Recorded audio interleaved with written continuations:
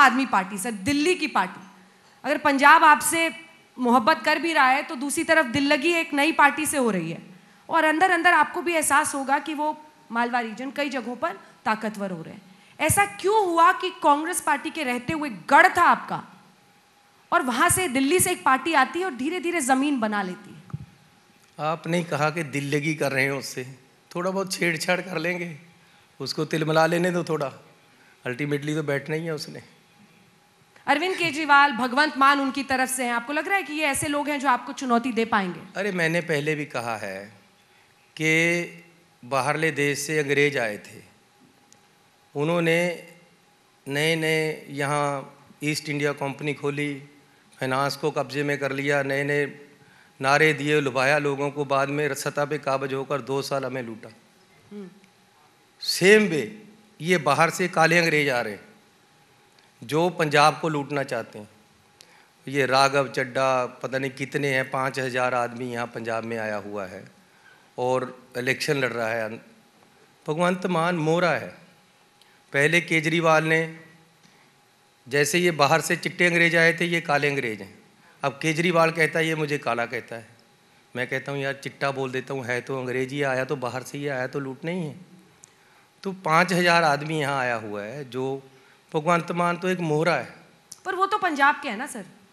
अरे हैं, लेकिन एक स्टफ होता है जिसको सीएम चेहरा डिक्लेयर करना है। तो अब वो बेचारा 12 पास है, 12वीं में भी 3 साल लगाए हैं, कोई एजुकेशन क्वालिफिकेशन भी चाहिए। कल को कितनी फाइलें देखनी है।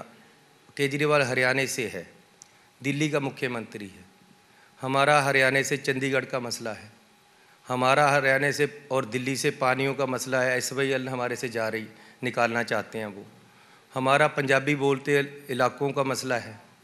तो हरियाणा का आदमी और दिल्ली का मुख्यमंत्री जिनसे हर समय झगड़ा है हमारा, बड़े बड़े इशू है हमारे उनके साथ, उसको सारी पावर दे देंगे, जिसने सुप्रीम कोर्ट में एफिडेविट लिख कर दिया है कि हमें SYL जानी चाहिए और पंजाब का पानी जाना चाहिए दिल्ली और हरियाणा, उस पर एतबार करके उसको सारा कुछ संभाल देंगे और अनपढ़ आदमी हम बीच में बिठा लेंगे, उससे तो कुछ भी लिखा लेगा वो, और उसकी स्थिति भी पता नहीं क्या होती है।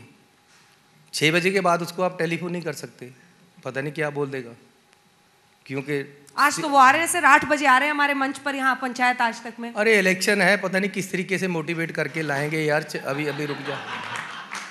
तो ये तो उसको तो समझा बुझा कर लाते हैं यार, चल ध्यान रखना, गाड़ी में भी कुछ ऐसा सामान नहीं होना चाहिए जो इस्तेमाल हो जाए रास्ते में। कोई एक थोड़ी चीज़ है, हर तरह का नशा करते हैं। तो ये मैं नहीं कह रहा हूँ, भगवंत मान के साथ जो उनकी पार्टी के MLA थे खालसा जी, उन्होंने स्पीकर को लिख कर दिया कि जो मेरे साथ पार्लियामेंट में बंदा बैठता है भगवंत मान, ये सवेरे ही पी हो रखा होता है और मुझे इतनी इससे गंध आती है शराब की कि मैं साथ बैठ नहीं सकता, मैं कृपान डाली हुई है, मैं सिख आदमी हूँ, मैं नहीं इसको झेल सकता, इसकी सीट चेंज करो यहाँ से या मेरी सीट चेंज करो।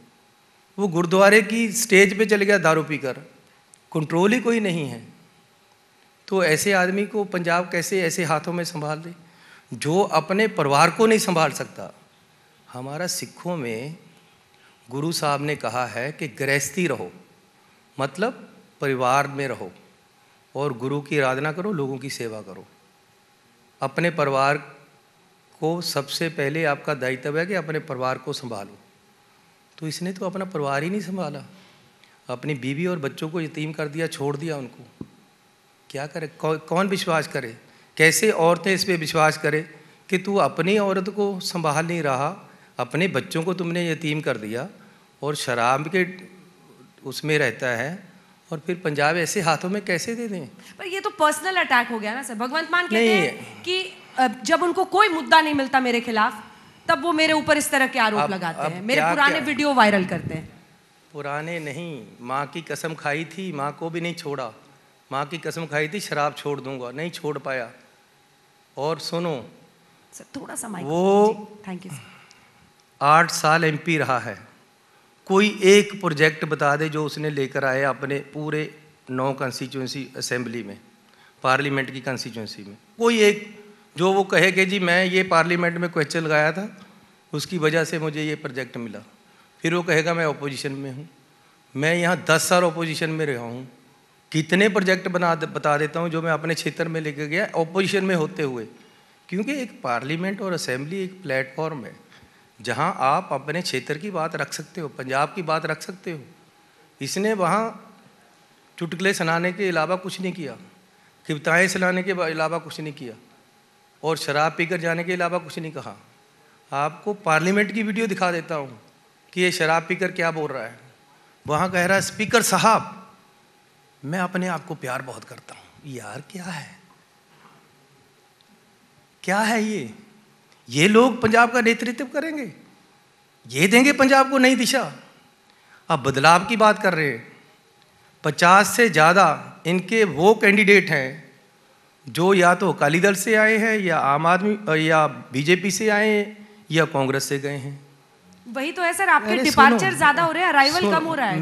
मैं कह रहा हूँ जब वो कांग्रेस में थे या अकाली दल में थे तब वो बहुत बेईमान थे। अब वो आम आदमी के कैंडिडेट बन गए, एक छड़ी घुमाई है उनके ऊपर से केजरीवाल ने, वो दूध के दोते बन गए, दूध के दूल्हे बन गए और बहुत ईमानदार हैं। अब वो बदलाव चाहते हैं, उनको बदलाव देंगे जो हमने भी रिजेक्ट कर दिए, अकाली दल ने भी, पब्लिक ने भी रिजेक्ट कर दिए। अरे आप कहते हो बदलाव लेकर आना है, क्रांति लेकर आनी, नए लोगों की लेकर आओ। जो नए लोग थे, गांधी ये डॉक्टर गांधी जैसे, डॉक्टर खालसा जी जैसे 3 MP 10 MLA 20 में से इनको छोड़कर चले गए। तो अब कांग्रेस से बंदे ले लिए, अकाली दल से बंदे ले लिए, उनको इकट्ठा किया। एक लुटेरों का ग्रुप है ये जो पंजाब पे कब्जा करना चाहता है, जिसका हेड है केजरीवाल और सिरे का जूठा आदमी है। अब बुखलाहट में आ गया है, कभी कुछ झूठ बोलता है, कभी मेरे पे कोई एलिगेशन, कभी मेरे, सब एक एक करके ख़त्म होते जा रहे हैं। अब इन्होंने मेरे पास किया कि 170 करोड़ की प्रॉपर्टी है मेरे पास। मैं कहता हूँ केजरीवाल जी, भगवंत मान जी, आप दोनों में से कोई एक मेरी 170 करोड़ की प्रॉपर्टी ले लो, जो आपके पास है आपकी प्रॉपर्टी, वो मेरे से एक्सचेंज कर लो। मैं कहता हूँ केजरीवाल मुझे अपनी आधी प्रॉपर्टी दे दे, चौथा हिस्सा दे दे, मेरी सारी ले ले। अरे इतना झूठ!